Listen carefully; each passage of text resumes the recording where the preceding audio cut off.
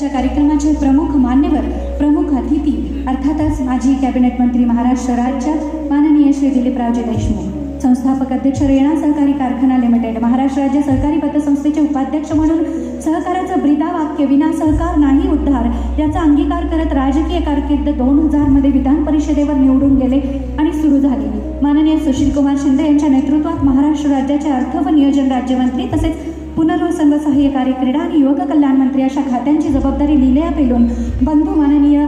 माजी मुख्यमंत्री विलासरावजी देशमुख यांचा भक्कम वारसा सिद्ध केला. मराठवाड्याच्या भूमीत सहकाराची मुळे भक्कम रुजविणाऱ्या शिक्षण, समाज आणि राजकारण याचा सुरेल संगम असणारे माननीय दिलीपरावजी देशमुख यांच्याविषयी मी म्हणू इच्छिते,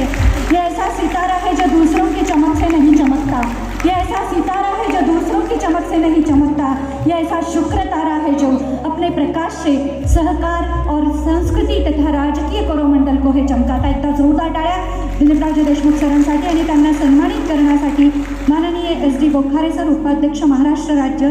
यांना विनंती करेन.